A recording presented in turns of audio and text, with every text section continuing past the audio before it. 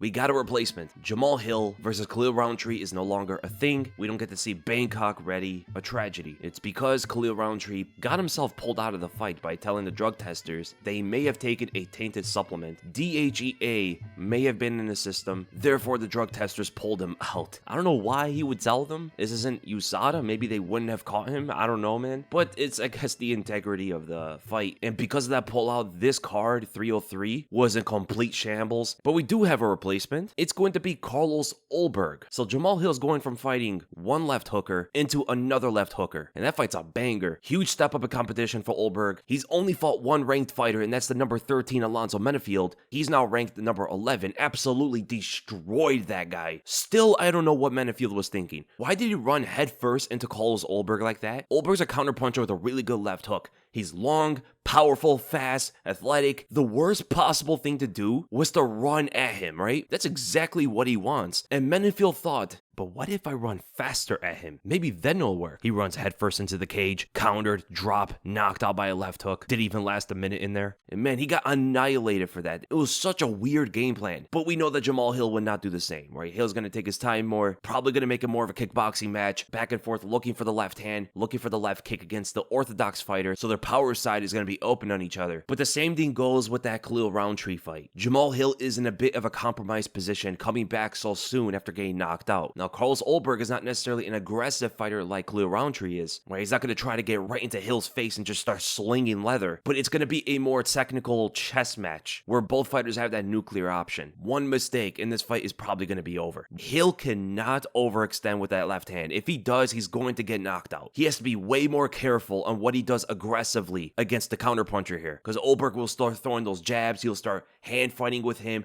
get him to be overconfident on throwing the left hand, pull away from it. Jamahal Hill's now out of position, and Carlos Ulberg dings him with that left hook, sending him to the ground once again. And it's funny because Israel Adesanya is going to be kind of involved in this, right? He trains with Ulberg, and he did help Hill in the last fight with Pereira, give him hints on how to fight him. Now, here's the thing. I don't know the extent of how he helped him. Did he train with him? Did he just talk to him? Was it through text? Maybe he got some information out of Jamahal Hill that he can feed Carlos Ulberg. Maybe Hill told him what he likes to do against an orthodox fighter who's so prevalent with that left hook. And perhaps Adesanya can use that info and telling Ulberg what Hill likes to do, because that Alex Pereira fight was super quick. And Ulberg, this young in his career, is like a sponge. He's going to be absorbing everything told to him. And honestly, I don't hate his chances on beating Jamahal Hill. He's way faster than Hill. He has way better footwork. Jamahal Hill's footwork is one of the worst things about him, especially the more he feels comfortable in a fight. And sometimes Ulberg would put you into that mental state because he starts by fighting at a slow tempo. He's only staying at range, hand fighting with you,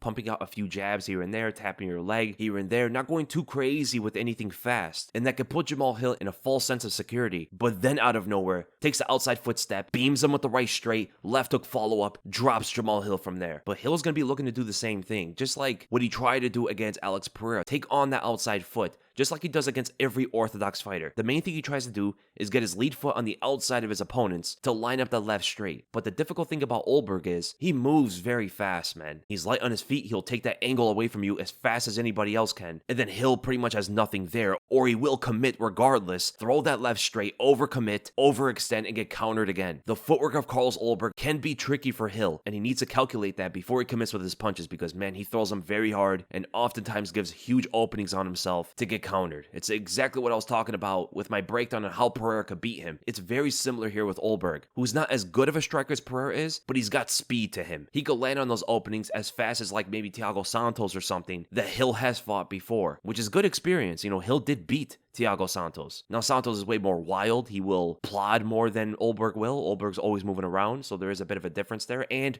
Ulberg is way bigger than Santos, so there are different dimensions for Hill to tackle here with his opponent being that fast. So, as an early prediction, I think Hill is probably going to win here, but Ulberg might be a more difficult matchup to strategize against than Khalil Rountree was. And I would not be surprised at all if he knocked Hill out. But there's a storyline here. Carlos Ulberg is the training partner of Israel Adesanya. If he beats Jamahal Hill, Hill. He's going to get a title shot. Is this the revenge tour for Israel Adesanya? Is Carlos Ulberg the man who's been put on a mission to avenge his friend against Pereira? All this time we thought Pereira was the main character, but it was actually Carlos Ulberg. He suffered that loss in Neschukwu as an opportunity to build himself. It was a learning moment in his career, only to progress and get better against every single other adversity. And through the power of friendship, he knocks out Alex Pereira, getting the light heavyweight belt, puts it on Adesanya after to end this chapter between all of them. No, there's no way. Alex Pereira would probably knock Ulberg out. At least I would think so. So man, that's an interesting fight. I like the replacement. It holds the same kind of quality if it's Khalil Rountree or Carlos Ulberg. But this is not it. We need more fights. We need better fights on there. So leave in the comments below, what do you guys think about this fight? Who do you think is going to win? And I'll see you guys in the next video.